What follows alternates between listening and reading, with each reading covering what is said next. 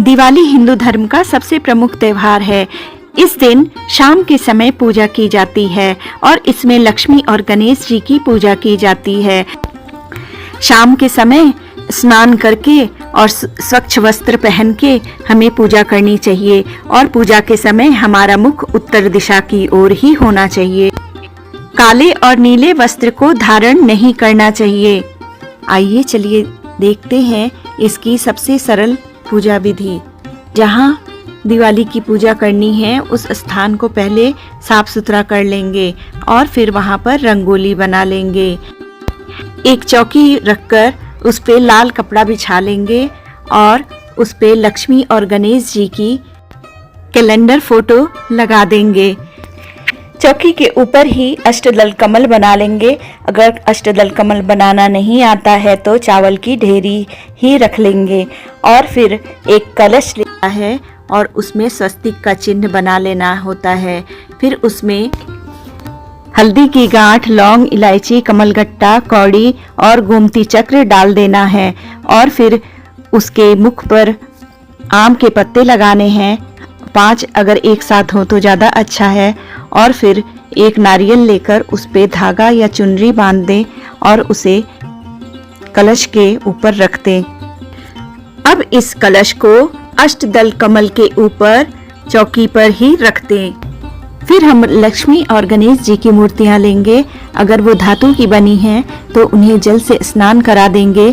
थोड़ा सादे जल में गंगा जल मिलाकर ही स्नान कराना उचित होता है।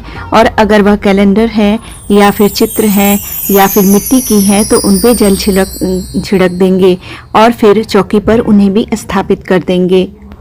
साथ ही लक्ष्मी जी पर बहुमूल्य वस्तुएं, सोने चांदी के सिक्के, रुपए और धनतेरस के लिए आपने जो बर्तन खरीदा हो उसे भी पूजा में रखना अच्छा माना जाता है। साथ ही माँ लक्ष्मी का स्मरण करते हुए उनसे यह विनती करनी चाहिए कि वह अपनी कृपा हमारे ऊपर बरसाती रहें और गणेश जी हमें अच्छी बुद्धि देते रहें। फिर एक बड़ा दीपक जलाते हैं जो रात भर जलता है। अगर वह रात भर जले तो हमारे लिए बहुत अच्छा होता है।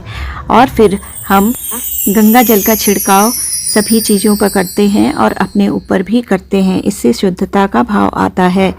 फिर उसके बाद हम सभी को कलावा चढ़ाते हैं। गणेश जी को जनेऊ चढ़ा दिया जाता है और फिर उसके बाद सभी को तिलक कर दीजिए। तिलक करने के बाद सभी को फूल अर्पित कीजिए।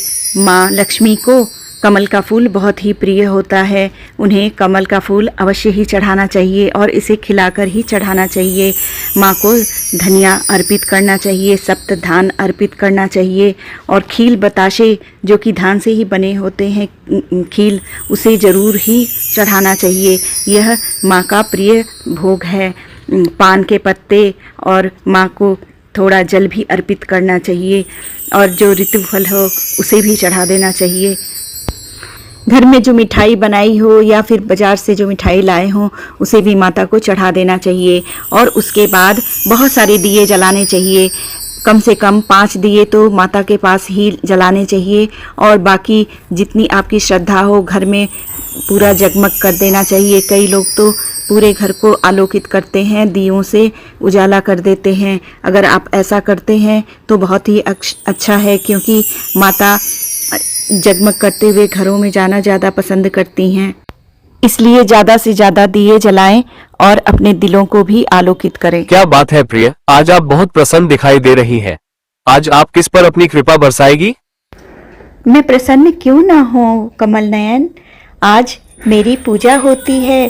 घर घर में लोग मुझे पूजते हैं और मुझे प्रसन्न करने के अनेक जतन करते हैं।